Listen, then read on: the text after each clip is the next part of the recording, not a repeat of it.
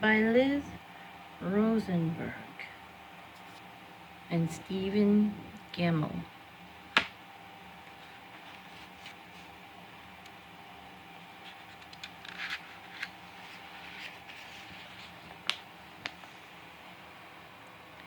Patrick Edward was a wonderful boy, but his mother was a monster. She lived in a big cave at the back of the house.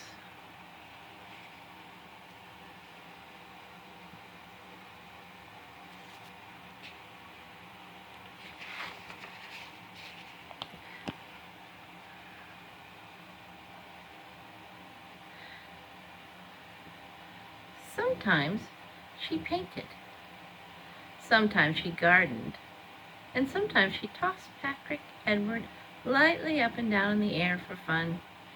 He called her Monster Mama.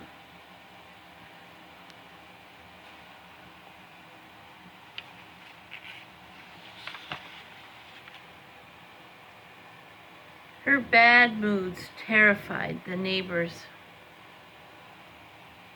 Still, she had the sweetest touch in the world when Patrick Edward ran a fever.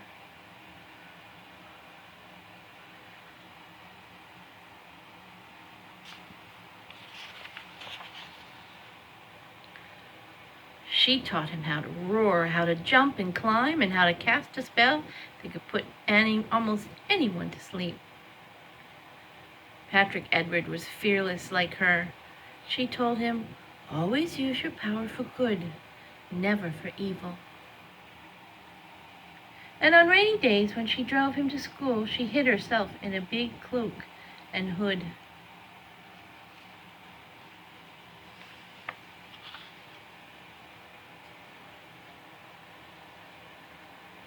When he invited friends over, she baked cookies for them and watched secretly from the cave.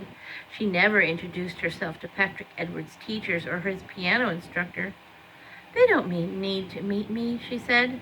So Patrick Edward passed out the cookies himself and learned how to make friends on his own.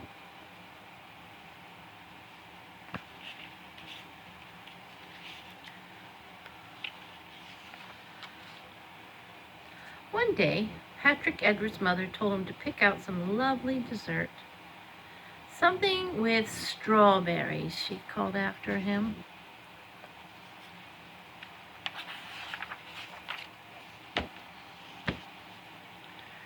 He decided to try the new market across town, and he picked out some lovely strawberry tarts. But out in the parking lot, 3 big boys circled him. "Yum," said the first boy, grabbing the grocery bag. Another boy waved a baseball bat. Patrick Edward was unafraid. "Creeps," he sang out, snatching the bag back.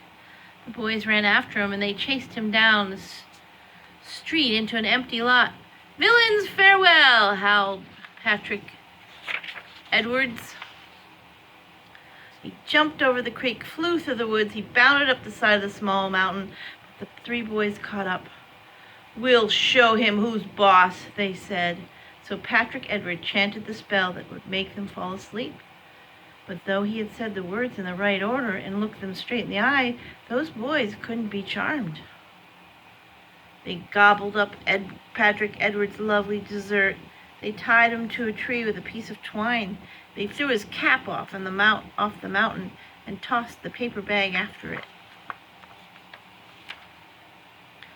"Lizards," Patrick Edward said scornfully. "Death to all tyrants." "Aw, your mother wears army boots," snarled the big boy. "What?" "You heard me," said the boy, and the other 2 smirked. "You leave my mother out of this," Patrick Edward roared so loudly the whole mountain rang. He broke the baseball bat like a loaf of stale bread and tossed the pieces over his shoulder.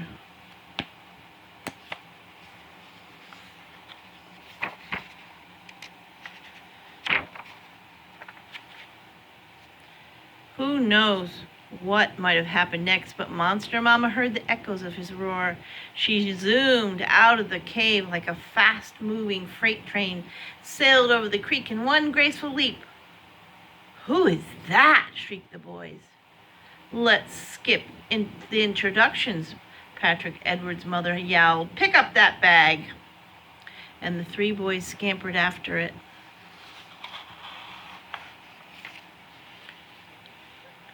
"And don't forget the hat." They found it hanging from a bramble bush. "And who broke the baseball bat?" Her eyes had little red flames in them.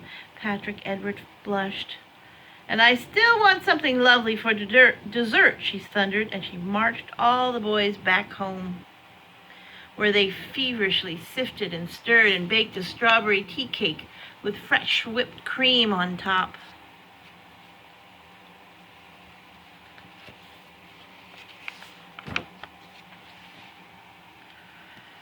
And at the supper table, Patrick Edwards said, "Strength is for the wise, not the reckless." "More cake, please," he added, and the three boys had second helpings. And Monster Mama carried out the dishes. Patrick Edwards stacked them. "No matter where you go or what you do," she told him, "I will be there because I am your mother, even if I am a monster. And I love you."